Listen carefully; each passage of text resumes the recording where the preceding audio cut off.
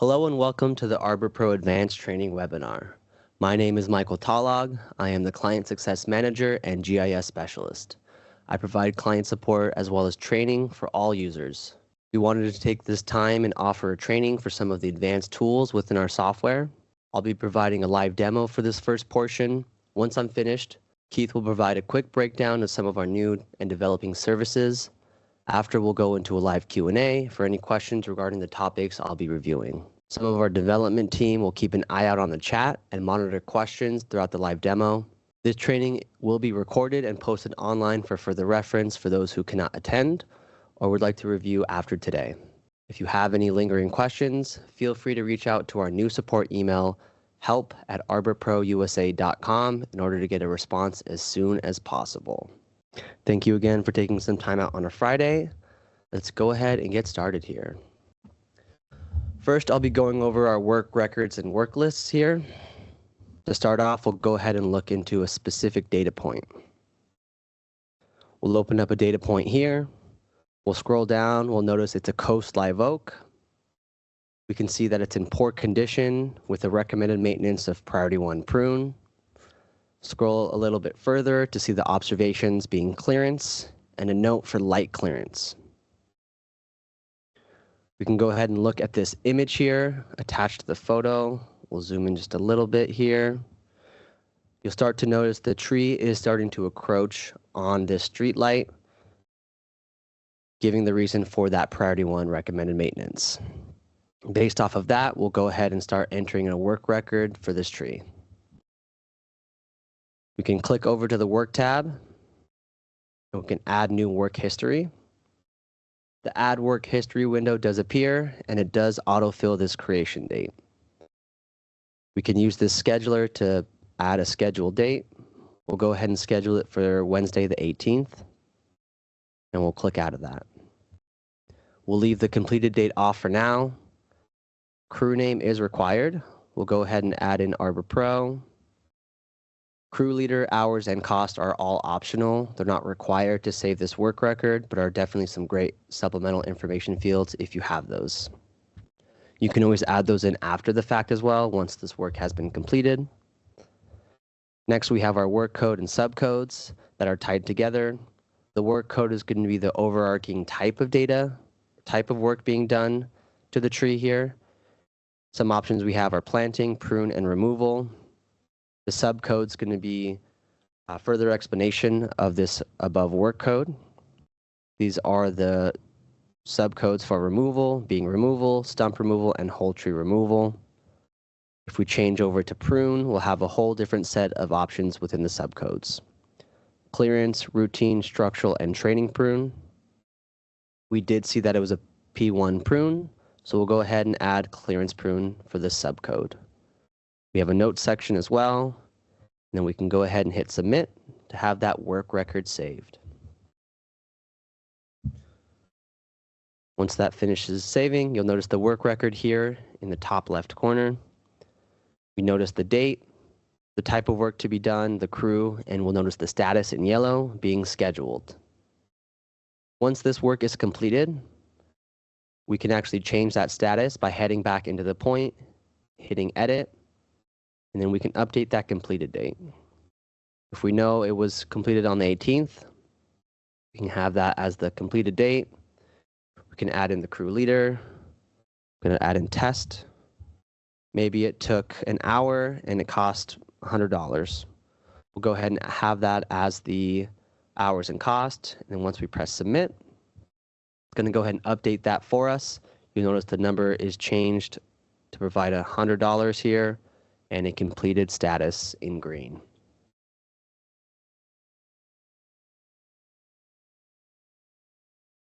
In order to create work lists, we have to start off with a map selection. We can either do that by creating a polygon selection here with the polygon selection tool, or we can just do a search within our search tool. I'm going to go ahead and search for all of our Priority 1 removals. I'm going to scroll down to the recommended maintenance, choose Priority 1 removal, and hit search. It's going to go ahead and highlight 14 trees for me. I can quickly check to make sure that these are all priority 1 removals by heading into our inventory tray. Once I expand that, I can scroll to recommended maintenance, and then again, just double check these are all priority 1 removals. Once that's confirmed, I can head over to our work list tool.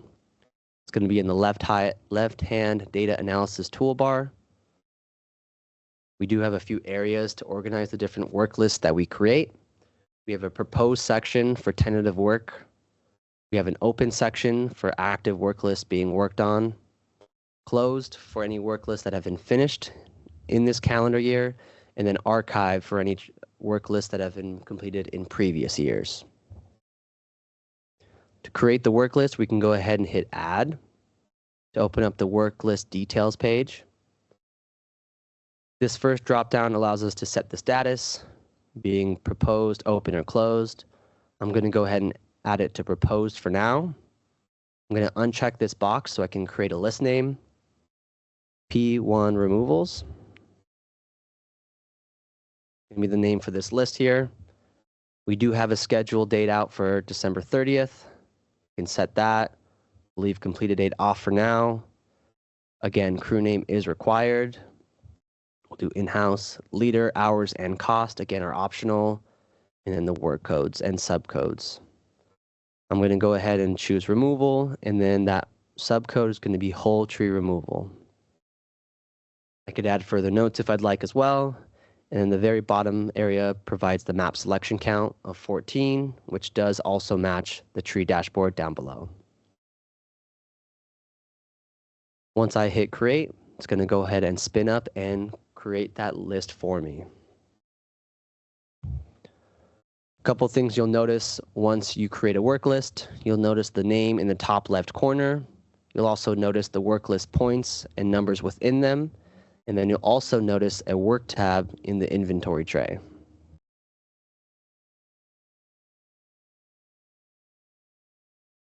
Once a tree is added to a work list, it will also automatically add a work record to these trees as well. You'll notice this here. Again, we could automatically update individual work records to be completed here. I could change this from blank to the 30th. If I know that was completed. You'll also notice the fill color for this work point did change from white to red, letting us know that it is completed. A new feature here within the work lists. I do also have the ability to make some mass updates with work records. To start, I'll go ahead and highlight a few trees here that I want to mass update and head into the open inventory view.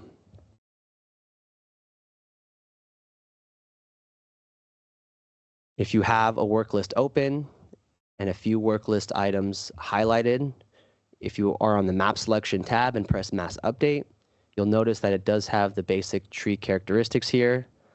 I have to physically click into the work tab before I press mass update in order to see these work record fields. I want to update completed date, so I'll check that off and head down to set that date. Again, we're going to do the 30th here.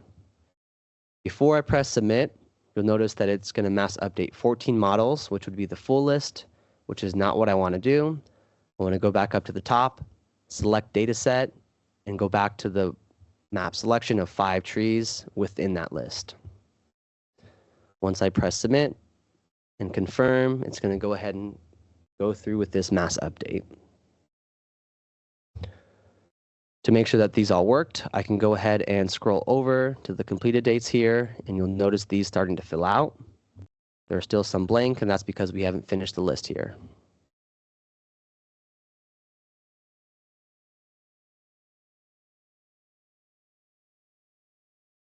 The last option we have to mass update these fields here is we can go ahead and click into one of these work list points.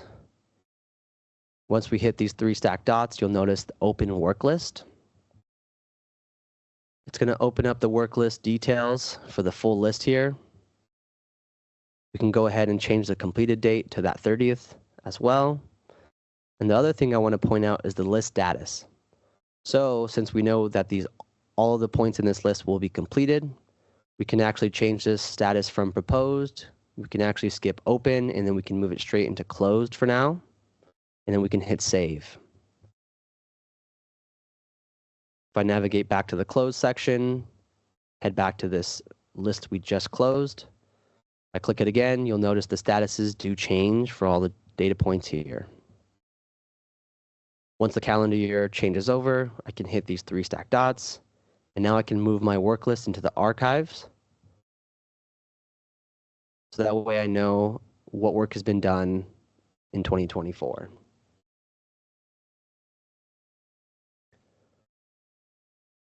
Another great thing about work lists is that we can create share links specifically for these lists. To start, I can head to the list I want to share, P1 removals. I can hit the 3 stacked dots and then hit create share link. The share link window appears where I can name the share link. I can add a description. I can add an access code to have it password protected. I can choose to share logos, details and aerial layers, and then photos if those are available. And then I can choose the defaulted color field. It does default the status, but I can change it to common if I like. And then I can choose which fields are being shown in that share link. I'm going to share tree ID, property, botanical, tree condition, and I do want to share off those work records because this is a work list that we are sharing. I'm going to share all those. And then once I'm ready, I can hit finish, and it's going to go ahead and copy that link to my clipboard. If I go to a new tab, I can paste and hit enter. Take it over to the community viewer. So this is the access level that non-ArborPro users will have. They'll be able to interact with the map, click on specific data points, and see the data we've allowed. You can even view in Google Maps to get directions directly to this data point.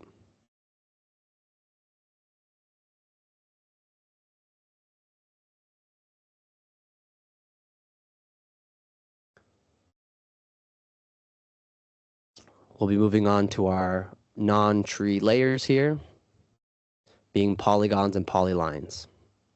To start off, we can go ahead and look into our layer management tool in the bottom left-hand side of the data analysis toolbar. Once that's open, we'll get a better idea of all the layers we have to work with. You'll notice I have a tree layer that's visible and the rest are disabled. To go ahead and populate those on the map, all I have to do is uncheck those eye marks to make them visible, and you'll start noticing them on the map. We can play around with how they stack on the map as well by dragging the different layers. You'll notice that this tree point does move below the polygon now, and I can always fix that by just dragging that polygon layer back down. To add non-tree objects to the map, it's going to be very similar to trees. All we have to do is change the active layer here from trees to polygons, and then we can hit add new object. The dialog box does appear, and I can start plotting points in order to set out my polygon. I can adjust the vertices here to get a really refined polygon, or I can just click as needed. You will notice in the dialog box we do have some measurements here, length, area, and number of points used. Once I'm done, or almost done plotting my polygon, I can hit snap close polygon to have it finish off that shape. Once I hit finish, the details page appears, and just like with trees, this can be fully customized to collect whatever you need. We can add or remove fields.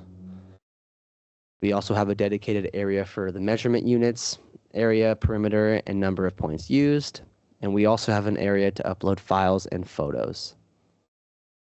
I can press save to have that polygon saved. It's going to be the same process for lines. I'm going to set that as the active layer. I'm going to add a new object here, and then I'm going to start clicking through to draw points.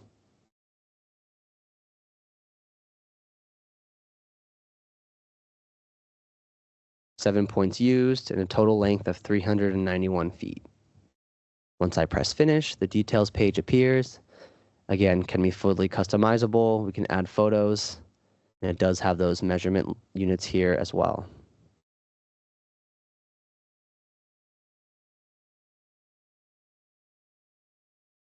I do want to direct our attention to a new tool here in the top right-hand corner of the screen, this being our admin tools. It's represented by 3 people and a gear icon in front of them.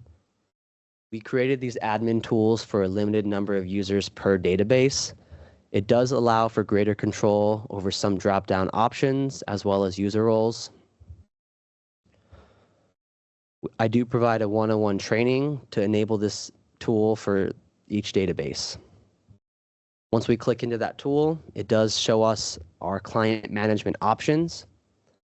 We do have the ability to edit our drop-downs here. For example, property or location.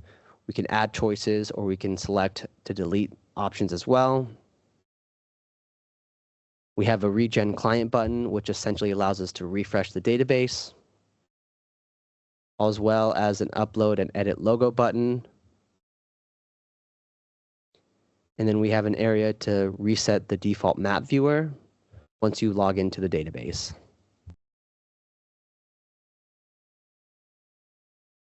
So this first page is the client management side. We also have a user management side as well. Once I click into that, it will provide a list of users attached to the database. Because I'm using a webinar demo database, there's no users here. You will notice the Add User button to the right here, and this allows you to add new users on your side of the database. We just need an email, first name, last name, and then you can set out their primary role here right off the bat. And that takes me over to our user roles. We do have a few different standard user roles, and we have the ability to create new roles as well. The defaults are going to be no permissions, standard user, and standard admin. No permissions is self-explanatory. This user does not have access to the database. Standard user is how most users are using ArborPro currently. They have full access to all data and modules. And then standard admin has standard user access, and then access to these new admin tools. These defaults are not editable or deletable. You can clone these and then edit these afterwards. I did also take the time to create a read-only role here so we can go through some of those restrictions really quickly. Read-only is a great example of a custom user role. Users can read, but they cannot export any data, and they can only view the tree layer. We'll go ahead and edit this real quick just to see how this was set up. A role name, a description, and enabled is true. You can go to the next tab to see the permissions. They are set to a restricted user, just meaning they have limited access to the data, tools, and modules. They have no client administrative permissions because, again, they are restricted. You can select which feature types they have access to. So again, we just want to have them access trees and not the other assets or layers here. And then we choose the permissions for this layer. They have basic access. They can view a point. They can inspect a point. They just cannot plot a point. They can color code. They can't share data with the community viewer. They can filter. They can access custom detail and parcel layers. They can group data. They can use the inventory tool. They just cannot make any mass updates. They can see map layers.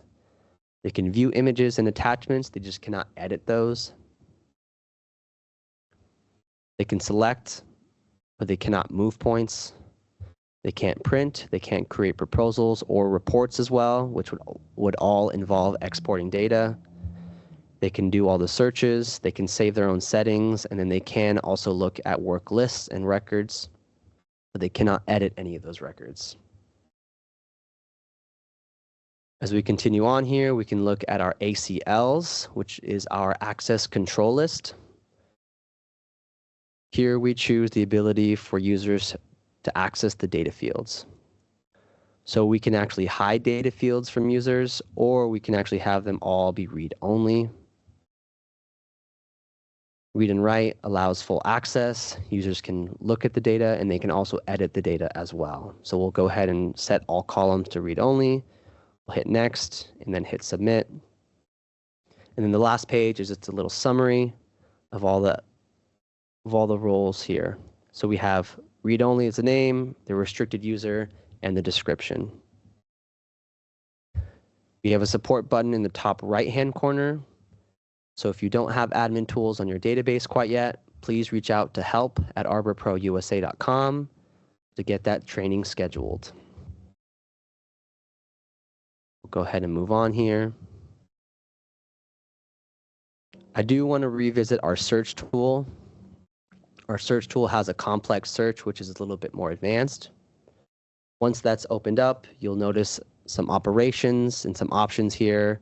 We can add some conditions, both with and statements and or statements. I'm going to go ahead and pull up a saved search I created a little bit earlier here. Large and poor trees. I'm going to edit that. So this first search is going to be looking up all of our trees with a poor condition that have an exact DBH greater than 6. What I'm going to do is I'm going to add another or condition. I'm going to go ahead and add the tree condition equal to dead, an exact DBH greater than 6. So essentially I'm running 2 separate searches that I could run using the normal search tool in one search here. I'm trying to find all of my poor or my dead trees, all with an exact DBH greater than 6. Once I hit search, it's going to run those parameters and pull up all the trees that fit those criteria. So about 56 trees were pulled up, and then I can make further reports based off of this, work list and such as well.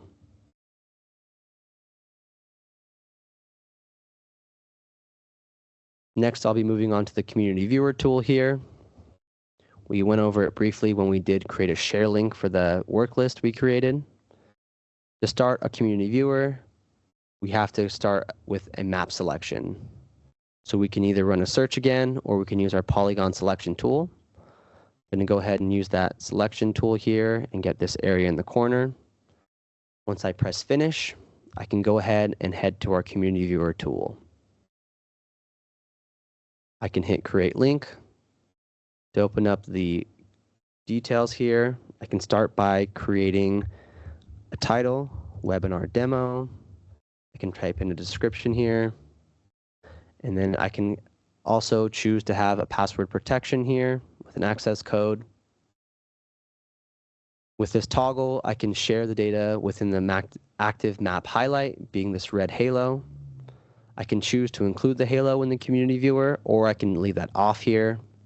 And I only want to share what's in the current active layer, being trees. I can hit continue here. I can choose if I want to share the logo, details and aerial layers, photos if they're available, and then again I can choose the defaulted color field. I'm going to change from status to common. Then I'm going to go through, I'm actually going to choose all fields to share. Once I hit finish, it's going to copy that link. Again, I can head back in here, press paste, and it's going to go ahead and open up this community viewer.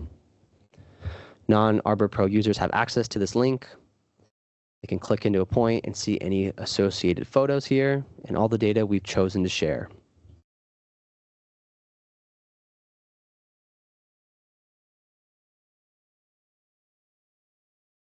The last section I want to go over today is going to be our preferences, represented by the gear icon here in the data analysis toolbar.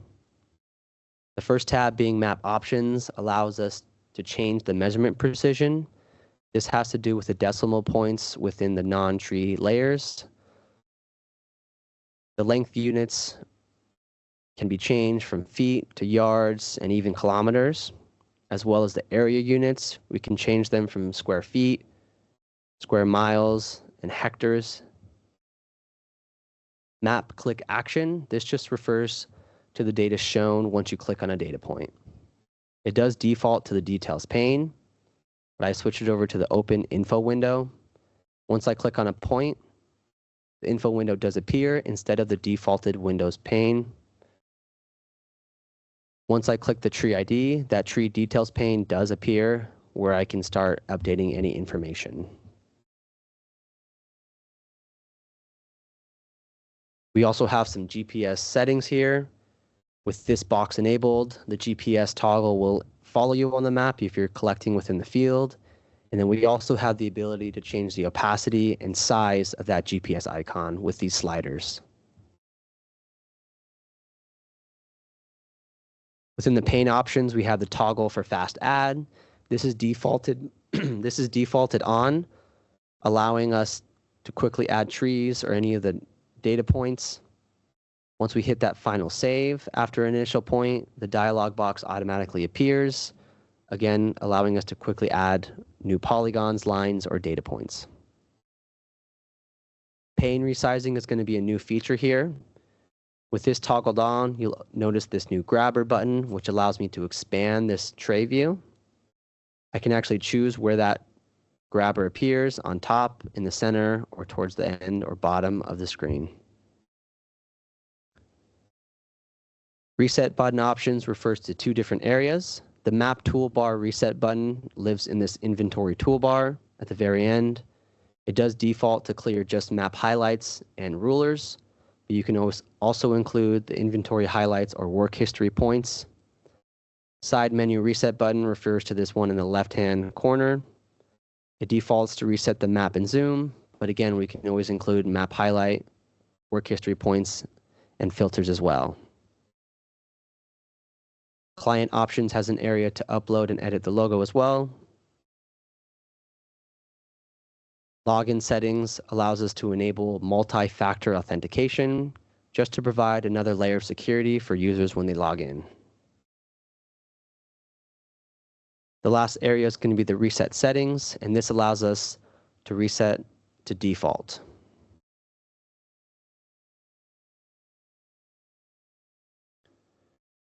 And that wraps up our advanced training here. Before we get into the Q&A, I'm going to turn it over to Keith. If you do have any questions on anything I reviewed, please go ahead and start dropping those in the Q&A chat or just the chat in general, and then we can start getting into those after Keith's portion. Morning, everybody. If you guys joined the meeting we had last week for the beginner training on ArborPro, you might have already seen some of this, but we have a lot of new visitors to this meeting, so we wanted to go over some of the same topics we did last week towards the end. Some of the emerging technologies and some of the new things that we're bringing into the system, and also using for our field staff for doing tree evaluations. First thing I'm bringing up here is the sonic tomography.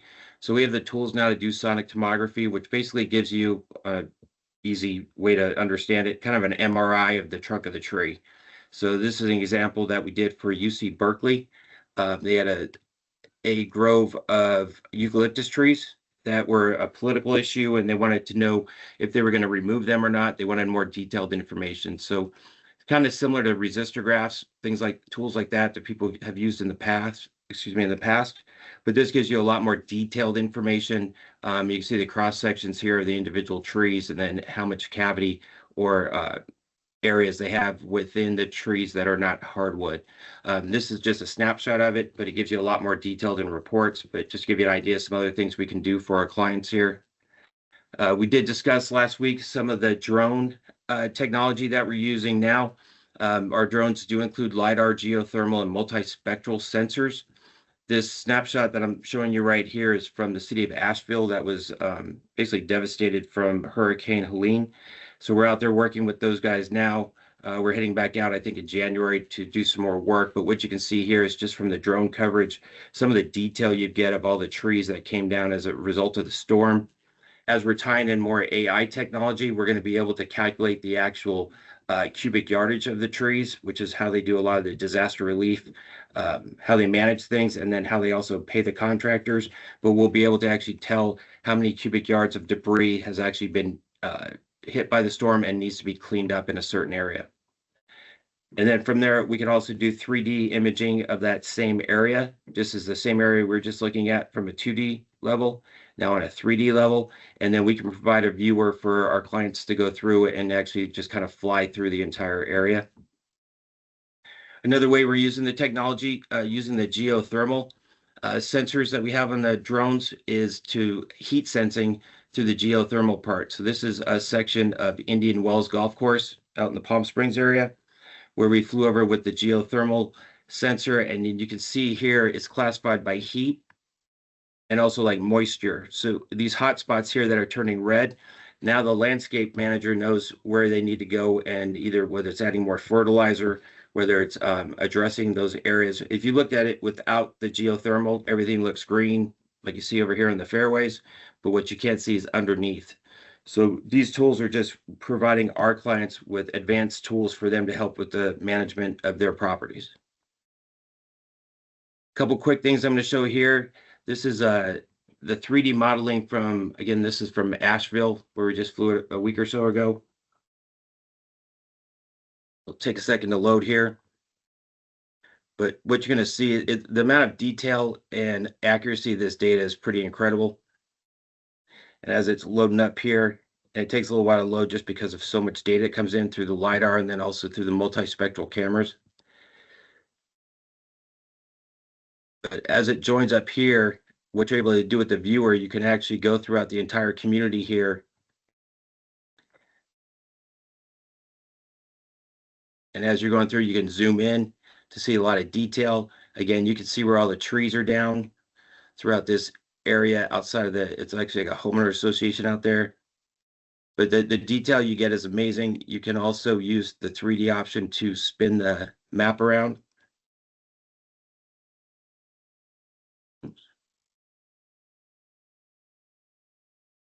So I could go from a top view, I can go from the side view, you can spin it around different ways, but it gives you a great view of the area, again, with all this detail. And then they're using it for a lot of different purposes out there, specifically for this disaster project. And I'll show you some of that here with the streams, because a lot of their streams have been blocked up between debris, tree debris. There's cars in the middle of a stream. There's things like that they're cleaning up. Again, this is more specific for the disaster relief efforts because that's what we've been working on. But this technology can be used for any application for any one of our clients.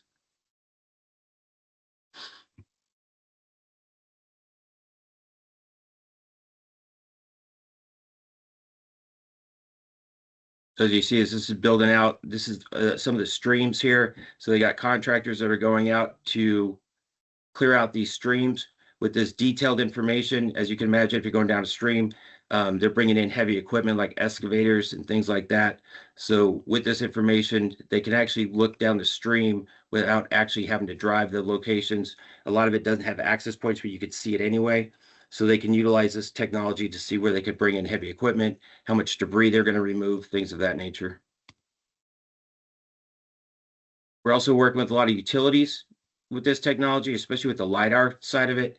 Southern California Edison, one of our clients down here in Southern California, is moving towards using a lot of this technology in order to identify trees that are out of compliance with the power lines. This is just a quick little video that kind of shows the degree of accuracy that you can get out of this. You can actually create a buffer zone around the power line and determine any trees that would be out of compliance. And then this is primarily with the LiDAR information, which gives you a lot of information as far as the location and the distance. So I believe it comes within 5 centimeter accuracy. But again, just to give you an idea of some of the things we can do with this technology. One last thing I'm going to show you guys also is that was a utility. Let me show you the golf course. And then also for Indian Wells, we could create little videos with this data that we have. So in this case, you can actually see like a 3D flyover of the golf course. So this is stuff that with the technology you guys can provide to your clients or to people within your organization, and they can see all the detail through like a video access point, as opposed to having like a viewer where you can actually drive through it yourself or pull into exact locations. But just want to give you guys some ideas of things that we're working on. It's very exciting stuff. We're learning new things every day of how to use the technology And all this we're working on bringing directly into ArborPro. So you'll be able to click into ArborPro if we have the drone information or we've flown the drone over one of your locations or your entire location, you'll have access to this type of data coming up here real shortly. And that's about all I had for you guys, but I appreciate your time. Thank you, Keith. So I'll go ahead and look through the Q&A portion and the chat and go through some of the questions that came through. If you have any more questions, feel free to just drop them in. And then if we can't get to those, we'll definitely follow up with anyone who has any outstanding questions. One of the first ones I see is the ability to create subfolders in Archive. For example, 2023, 24, 25, etc. Not at this time, but that's a great idea to be able to sort and create subfolders. It's a great example to separate the specific years you want to access. That is something I'll go ahead and add to our wish list for our developers to take a look at. But the answer is no, not quite yet. Great question, though. The next one is going to be, how is adding work history different than adding a work record through the work list? When would one use one process over the other? That's a great question. Work records are going to be individual records tied to a tree. For example, the one we just looked at, while it could be part of a larger priority one prune work list, this one was just more of an individual one-off record. I guess another good example, maybe this tree here in the island here in the median, potentially, that tree could have been damaged or hit by a car. Maybe that's an individual incident of this tree getting damaged and then requiring some sort of further work done. So that would be a good example for just one-offs, maybe just further inspection, pesticide application. And then the work list is going to be more of grouping one type of recommended maintenance into one list. So like we showed off the priority one removals, we found out all of the priority one removals throughout the full database, and we added those to a list. And Michael, just to add on to that, so basically anybody setting up work or planning out work in advance is going to use the work list tool in order to make a work order, assign it to a crew. When they go out, they're going to do the work and they can mass update the locations, or they could update it tree by tree. And then Michael's showing generally if you're going to add work history just to one individual tree, it would be maybe a storm event. You might go out there or just send a crew out for a service request, an emergency, things like that. But generally you'll be managing everything through the work order system because it's more precise. It's not precise, but it's a better way to manage your maintenance program. Exactly. And then another question kind of along those lines, how can I print a work list to hand to the crew? So the idea is to be able to use that share link we showed off to avoid printing, but we do also have the ability to create print maps with those work lists open, and those also just show off, those numbered points as well. So that would be a great option. We can open up the work list here. We can go to print map, and then we can open print preview. This is just going to give us an idea of where those points lie in relation to the tree points. With the layer options, if we expand this a little bit, we can actually toggle what we're seeing here. To start off, I can toggle the points, and it's just going to leave the work list numbers, or vice versa. If I can take the work records off and just show the trees. So this would be a great way to print that data for the contractors that don't have ArborPro. The other option, if you do want to do a print, keep the work list open, and then we can go to report, and then we can actually export a CSV.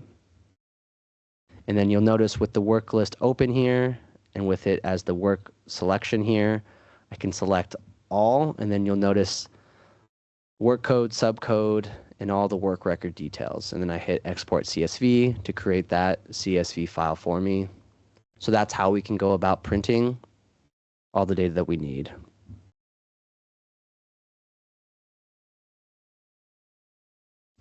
I do see, are the drone views dated?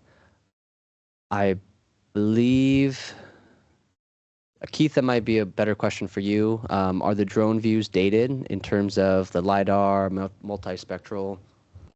Yeah, it's all dated. It's all tied into, it's all GPS, kind of based on GPS, but everything's based on time. So there's timestamps involved in that. The other thing that I didn't mention, I got into more of the higher tech stuff with the 3D views and LiDAR. The other thing that's really helpful, especially for most of our clients, is just an updated high resolution aerial photography that we can, all this stuff we show, we can layer into ArborPro. But a lot of our university clients across the board do a lot of construction. Things change, and if you look at a Google map, it might be a couple years old. Where if we fly the drone over it and give you a high resolution aerial photo, it'll be updated. So you'll see all the new construction, you'll see all the new values, and then some of our clients back east, anywhere primarily, but a lot of these forested areas where we're trying to inventory areas in like a forest or tree stands. If you look at the map, right now, it'll just be a forest, all green. You cannot identify individual trees. But during leaf off, you can actually fly over, get a detailed map, and then you can actually plot all the trees at the location. So there's a lot of different advantages to using this type of technology too, like right out the gate, right, that we can use today. I do see one. When you remove a tree, does ArborPro actually remove it from the map, or does it keep the data point? It does change the status from a 1 to a 5, which is the delete status. We do keep records of those deleted trees. So if there are any discrepancies and we do need to bring it back, we can. Hey, Michael, just for clarification on that. So when you remove a tree, it'll become a vacant planting site initially. If it's a location where you're not going to plant a tree, then you can make it an inactive site. And then if you want the point completely deleted, you can do that. Generally, we recommend to keep the point because there was a tree there was money spent on the removal. Maybe it's in a spot where you do not want to replant, which happens very often. And that's why we have inactive site as one of the options. So it's basically you show there was a tree there, you have a history of it, but don't plant a tree back in that location.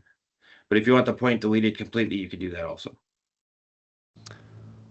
So another question. So there is no way to print a work order, provides a map and work instructions / specifications. You have to do both functions. You got to print the map and then you print the list. But as far as being the ability to do it, yes, you can do that. If you do have any further questions, please reach out to help@arborprousa.com. We can definitely get the answer you need. Thank you again for taking time out on a Friday to go through this training here with me. Definitely appreciate it. And we're always here to help.